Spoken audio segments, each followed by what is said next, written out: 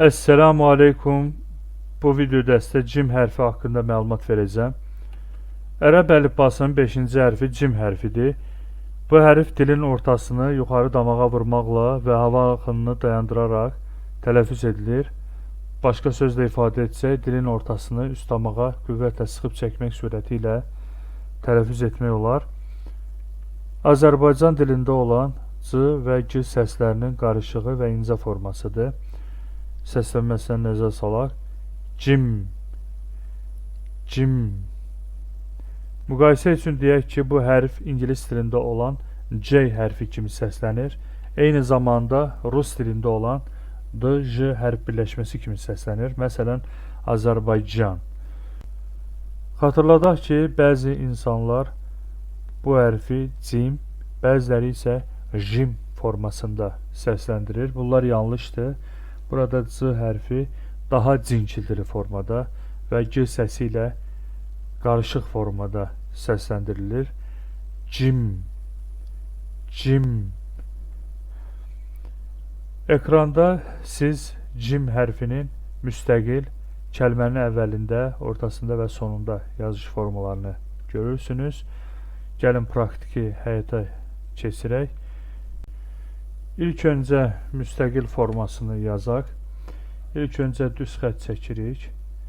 Daha sonra yarım dairə şəklində bunu vururuq və içərisinə nöqtə işarəsi qoyuruq. Yenə yazaq. İçərisinə nöqtə qoyuruq.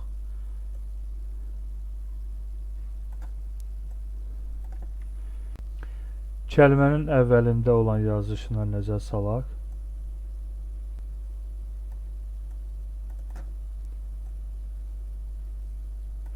Altında nöqtə qoyuruq.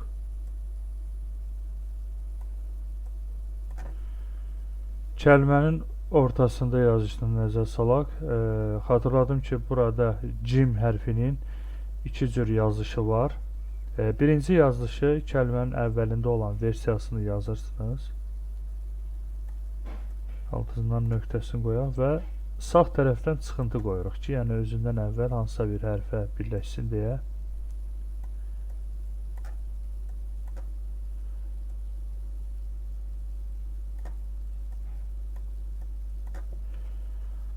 Digər forması isə, yəni ikinci forması isə belədir.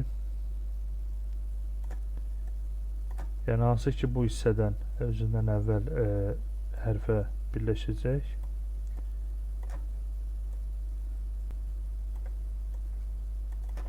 Kəlmənin sonunda yazışı isə müstəqil formasına bənzəyir, lakin sağ tərəfdən çıxıntısı olacaq. Yəni özündən əvvəl hansısa hərfə birləşməsi üçün müstəqil formasını yazıb buradan çıxıntı qoyuruq.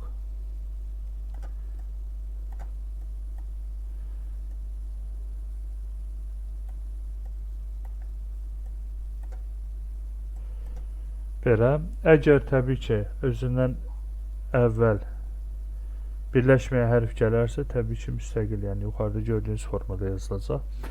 Belə, siz bu hərfin yazış formalarını ən azı hərəsini, yəni bir sətir yazıb praktika edin.